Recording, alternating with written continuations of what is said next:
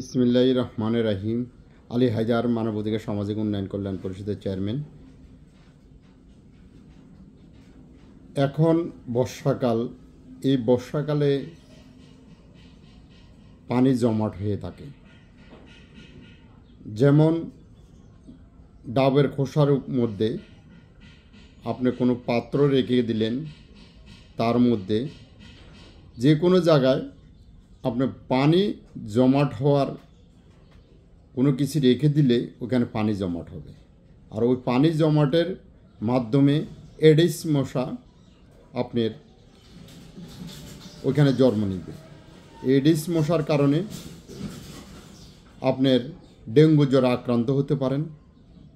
তো মানবাধিকার তরফ থেকে সিটি কর্পোরেশনকে আহ্বান করব, সরকারকে আহ্বান করব জনসচেতনতা প্রচার করার জন্য। আর জনগণকে আহ্বান করব, আপনারা যেখানে সেখানে পানি জমাট না হতে পারে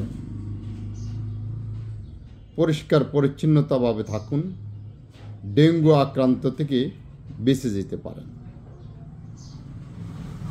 এডিস মশার জন্মস্থান যদি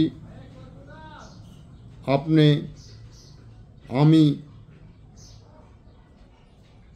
সুব্যবস্থা করে দিই, তাহলে এডিস মশা জন্ম নিবে। আর সে এডিস মশা আমাদের শরীরে ডেঙ্গু আক্রান্ত হওয়ার সম্ভাবনা বেশি থাকে। গত বছরগুলোতেও ডেঙ্গু আক্রান্ত হয়েছে অনেক, হাজার হাজার লোক মারা গেছে, অনেক লোক। তো এই সময়টা আপনারা সবাই সচেতন হন। মিডিয়া ভাইদেরকে বলবো, আপনারা আমার মতন প্রচার করুন জনসচেতনতার জন্য, তাহলে আমাদের সুফল হবে। এডিস মশার জন্ম হবে না, আর ডেঙ্গু আক্রান্ত হবে না সাধারণ জনগণ, বা আপনিও হতে পারেন, আমিও হতে পারি। তো সর্বোপরি সবাইকে আহ্বান করব, মানবাধিকার তরফ থেকে দেশবাসীকে আহ্বান করব, যেখানে সেখানে পানি জমাট না হতে পারে সেদিকে আপনারা খেয়াল রাখুন। কর্দমাগুলো পরিষ্কার করুন। ওইখানে যেখানে মশা জন্ম নেওয়ার প্রবণতা বেশি, সেখানে ওষুধ ছিটান।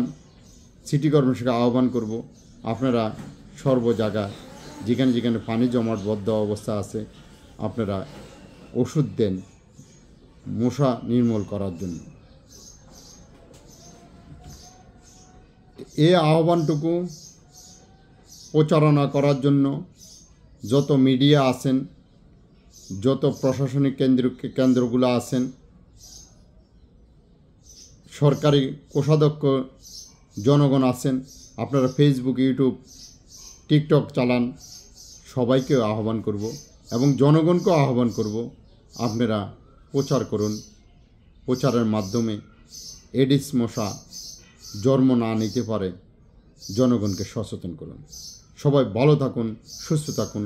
আসসালামু আলাইকুম।